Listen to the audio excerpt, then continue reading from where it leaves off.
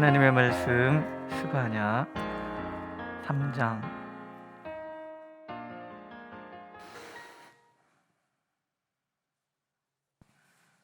8절에서부터 13절까지 읽겠습니다. 8절에서 13절 함께 읽겠습니다.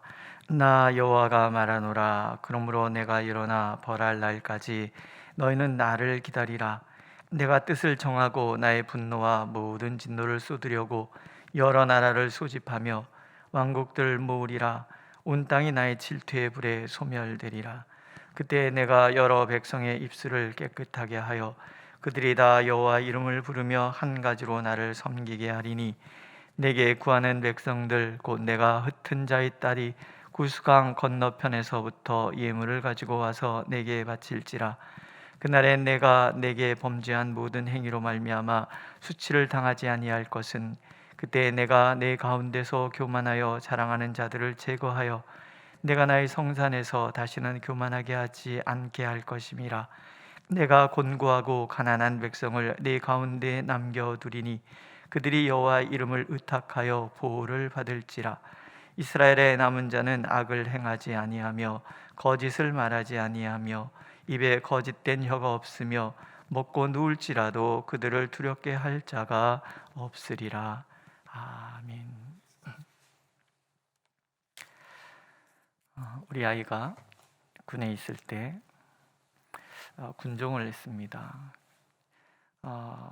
그 목사님이 좀 이렇게 어렵게 한 것 같아요.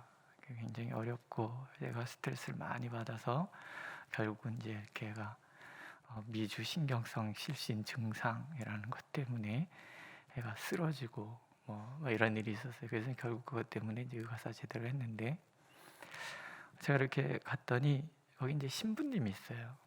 막 30대 후반인가 40대 초 되는데 스포츠카 탁 몰고 이렇게 다니는 그런 신부님이 있어요. 근데 그분이 우리 아이한테 그래요. 나는 약한 자 편이야, 이런 얘기를 해요. 약한 자 편이야. 근데 제가 그 말을 들으면서 어쩌면 그 가톨릭 그 신부들의 마음가짐이 그러지 않은가, 이런 생각을 했어요. 약한 자 편이야. 그럼 교회에서도 우리도 마찬가지죠. 목사는 누구 편인가? 목사는 약한 자 편이에요. 약한 자 편이어야 해요, 목사는. 그러면 우리 장로님들은 누구 편이어야 해요? 교회에서 뭐 네 편 내 편 따집니까? 항상 연약한 자들 편에 서서 생각하고 말해야 되는 거예요. 그러면 권사님들도 마찬가지예요. 안수집사님들도 마찬가지예요. 우리가 선지서를 읽다가 보면 남의 얘기 같아요. 왜냐하면 뭐 목자들, 방백들, 제사장들, 선지자들 뭐 이런 얘기 나오면 우리하고 상관없어 보이잖아요. 근데 그렇지 않아요. 이게 크게 보면은 국가와 민족을 통해서 국가의 지도자들에 대한 어떤 하나의 심판의 메시지이기도 한 것이 분명해요. 당시에 목자라 하면 왕들을 얘기를 해요. 제사장들, 선지자들, 하나님께서 기름 부어 세우신 그들, 하나님께 권한을 위임받아서 세워진 그들에 대한 하나님의 심판이 분명한 거예요. 근데 에스겔서도 읽어보면 또 다른 사람들이 나와요. 같은 양인데 물을 자기만 먹고 다른 양들 못 먹게 하는 그런 양들이 있어요. 그들에 대한 심판도 하나님이 있단 말이죠. 그러니까 우리가 국가적으로 이렇게 바라보면서 그런 불의한 지도자들에 대해서 우리가 탄식하며 기도할 필요가 있습니다. 그러나 이걸 교회적으로 축소하면요, 교회 직분자들에 대한 이야기이기도 해요. 제일 중요한 사람들은 목사죠. 양 잡아먹는 목사. 어디 그뿐인가요? 우리 장로님들도 긴장하면서 선지서를 읽어야 됩니다. 권사님들 마찬가지예요.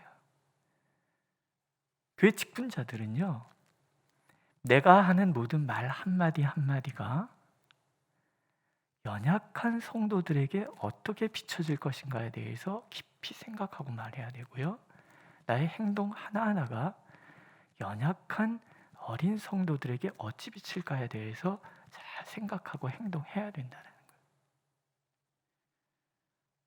우리가 한국 교회를 가만히 들여다보세요. 제가 부천에 오니까는 그런 얘기 제일 먼저 들었어요. 이 부천에서 안 찢어진 교회가 없다 그래요.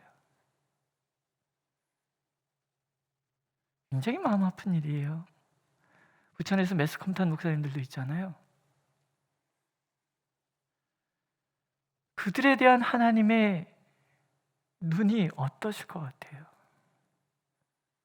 그들에게 하나님의 눈이 가 있는 것이 아니에요. 그들에게 눈이 가 있는 이유는 하나님께서 연약한 자들 편에 서 있기 때문에 그래요. 오늘 성경에 보면 남은 자라고 나오죠. 남은 자. 남은 자에 대한 정의가 뭐예요? 악을 행하지 아니하며 거짓을 말하지 아니하며 입에 거짓된 애가 없으며, 이런 사람들 늘 거짓되지 않고 정직하게 살아가는데 결국은 연약한 그들이 지도자들에 의해서 상처받은 것에 대해서 하나님은 화를 내시는 거예요. 돌아오는 사람들, 내게 구하는 백성들, 앞에 방백과 제사장과 선지자들은 어떤 사람들이에요? 하나님의 명령과 교훈을 따르지 않고 여호와께 의뢰하지 않고 여호와를 가까이 하지 않는 사람들이라고 해요. 그래서 그들은 지 멋대로 행동했단 말이죠. 하나님 무서운 줄 모르는 거예요. 그들에 대해서 하나님이 심판하시지만 그들을 심판하시는 이유는 그들 때문에 상처받고 그들 때문에 흔들리고 그들 때문에 사방으로 흩어질 수밖에 없었는데 연약한 자들에 대한 아픔 때문에 그러시는 거예요. 나라가 다 망할지라도, 이스라엘과 유다를 다 뒤엎을지라도 하나님은 하나님을 바라보고 하나님을 사랑하면서, 그러나 이 땅에서 힘이 없고 그래서 의에 줄이고 목마른 그들 편에 서셔야 되는 거예요. 그것이 우리 하나님이신 거예요. 하나님께서 교회를 바라보실 때는요, 교회가 하나님을 전심으로 의지하고, 그래서 제사장, 나라 제사장이 되어야 되는 거예요. 하늘과 땅을 연결하는 하나님의 종들이 되어야 하는 거예요. 그게 성도인 거예요. 그러나 어디 교회가 그렇습니까? 자신들의 욕망을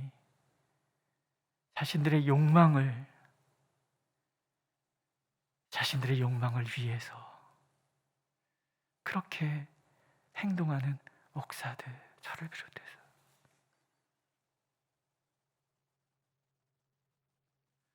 교회의 직분자들에 대한 하나님의 경고로도 우리가 받아들여야 되는 거예요. 아픈 얘기지만 우리 교회가 어려움을 지나가면서 얼마나 많은 연약한 자들이 교회를 떠났습니까? 우리가 조금만 더 말을 조심했다면, 우리가 조금만 더 행동을 조심했다면, 우리가 조금만 더 하나님 앞에 가까이 가서 조금만 더 하나님 앞에 부르짖어 기도했다면 일어났을 수 있었던 일, 저는 신방하면서 그게 그렇게 마음이 아플 수가 없어요. 그래서 교회를 안 나간답니다. 이런 얘기 들을 때마다 그게 다 목사님 책임일까요? 장로님들의 책임일까요? 아니에요. 모두가 짊어져야 될 책임인 거예요. 모두가 하나님 앞에서 간절히 그 부분에 대해서 회개해야 될 책임인 거예요.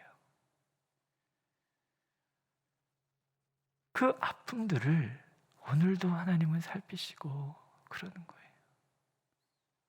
우리들은 마음이 아프신 분들이죠. 그들을 향한 하나님의 축복이 있는 거예요. 교만한 자를 다 제거하고 나면 하나님께서 남은 자를 선택하시는 거예요. 그들을 남겨두셨는데 그들은 여호와를 의탁하여 보호를 받는 사람들이 되는 거예요. 항상 우리가 연약한 자라고만 생각하지 마시고요, 한편으로는 우리 자신 스스로가 교회에서 함부로 말하고 함부로 행동한 것은 없는지를 바라봐야 되고요, 그러면서 또한 하나님께서 우리와 함께 하시기를 기도를 해야 되는 거죠. 이런 얘기들이 아직도 우리에게는 아픔이에요. 하지만 예레미야 선지자를 통해서 하나님이 주시는 약속이 그거예요. 너는 내게 부르짖으라. 내가 내게 응답하겠고 내가 알지 못하는 크고 놀라운 일을 너에게 보여주리라. 누구에게 얘기하셨어요? 하나님께서 예루살렘 도성을 돌아다니면서 찾은 딱 한 명의 의인, 지도자들이 타락을 했어요. 그랬더니 온 백성들에게까지 그게 다 퍼지는 거예요. 그 가운데서도 단 한 명, 하나님을 바라보고 하나님의 음성을 듣기 위해서 몸부림쳤던 예레미야, 하나님의 마음을 가슴에 품고 눈물로 하나님 앞에 나아갔던 예레미야에게 하나님이 부탁하시는 얘기에 너는 내게 부르짖으라. 예레미야는 남은 자의 대표인 거예요. 눌렸던 사람들의 대표인 거예요. 의에 줄이고 목마른 사람들의 대표인 거예요. 부르짖으라. 그러면 하나님이 응답해 주시는데 어떤 일을 하세요? 치유, 아픔들을, 눈물들을 씻겨주시겠다 하시고, 두 번째는 용서, 우리의 모든 죄를 속량해 주시겠다 하시고, 그리고 세 번째가 회복이에요. 모든 것을 다 회복시켜 주시고 이전 상태로, 거기서 끝나지 않으시지요. 하나님 앞에 부르짖는 남은 자들, 겸손한 그 사람들, 의에 줄이고 목마른 그 사람들을 통해서 하나님께서는 놀라운 부흥의 역사를 일으키시겠다라는 거예요. 오늘 우리 교회를 보면서 우리가 그런 마음으로 하나님 앞에 서기를 하나님 원하십니다. 내 눈에 보기에 이러저러하 옳다 그르다가 판단될지 모르지만, 그러나 옳고 그름을 판단하기에 앞서서 그것 때문에 누군가가 아픔을 겪고 있지는 않은지를 먼저 살필 때 우리의 말과 행동이 달라질 수 있는 거죠. 또 항상 우리가 염두해야 될 것은 내 이 말이 사랑인가? 미움인가? 사랑인가? 분명히 구분해서, 혹여 조금만이라도 미움이 내 말에 담겨져 있다면 말하지 말아야 돼요. 교회는 침묵하는 곳이에요. 그래서 사랑이고 의라고 얘기할 때만 얘기하는, 예수님께서 가늠하다 현장에 붙들려온 여인을 사람들이 돌멩이 달고 에어로 날 것 없이 다 달려도 예수님께 따지고 그래요. 이 여자를 돌로 쳐야 되는 건 율법이 맞아요. 칠까요 말까요? 그때 예수님께서 하신 행동을 잘 보세요. 땅바닥에다 글을 쓰세요. 근데 그 원어의 말을 살펴보면 막 휘갈겨 쓰는 거예요. 크게 땅바닥에 글을 막 쓰는 거예요. 사람들이 말은 해야 되는데 글을 쓰니까는 이렇게 쳐다보기 시작하잖아요. 모두가 침묵할 때 예수님이 일어나서 한마디 툭 던져요.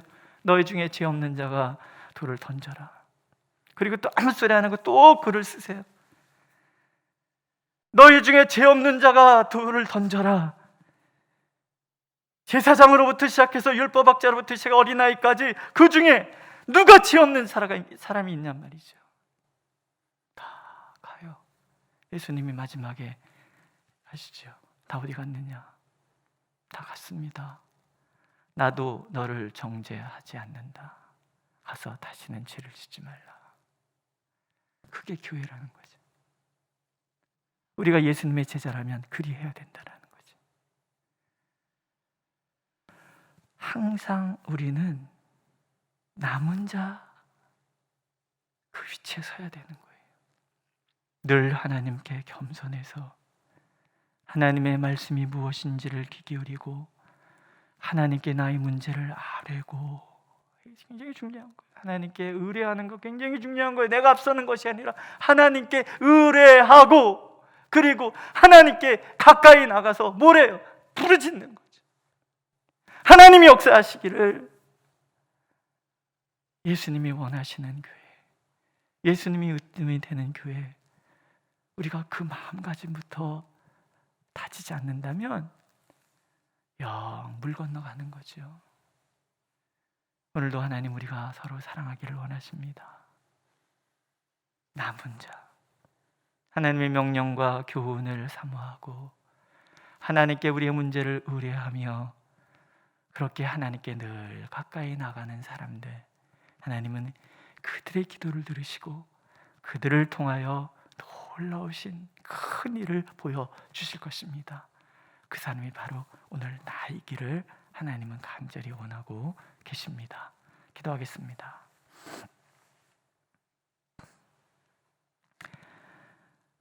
주여, 우리를 살펴보시옵소서. 우리를 불쌍히 여겨 주시옵소서. 의에 줄이고 목마른 자를 찾으시며 그들 편에 서셔서 그들을 남은 자라 하시고 그들을 위하여 일하시고 그들을 회복시켜 주시며 그들의 기도를 들으시는 하나님이신 줄로 믿사오니 주여, 우리가 오늘 남은 자가 되게 하옵소서. 겸손히 주님을 바라보는 자가 되게 하여 주옵소서.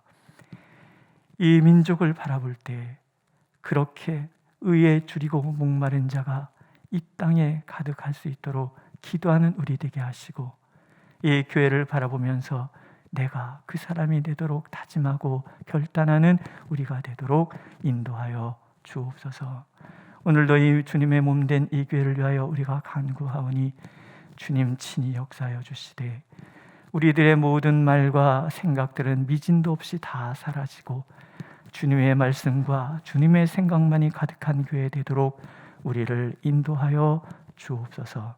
예수님의 이름으로 기도드렸습니다. 아멘. 하늘에 계신 우리 아버지, 아버지의 이름을 거룩하게 하시며 아버지의 나라가 오게 하시며 아버지의 뜻이 하늘에서와 같이 땅에서도 이루어지게 하소서. 오늘 우리에게 일용할 양식을 주시고 우리가 우리에게 잘못한 사람을 용서하여 준 것 같이 우리 죄를 용서하여 주시고 우리를 시험에 빠지지 않게 하시고 악에서 구하소서. 나라와 권능과 영광이 영원히 아버지의 것입니다. 아멘.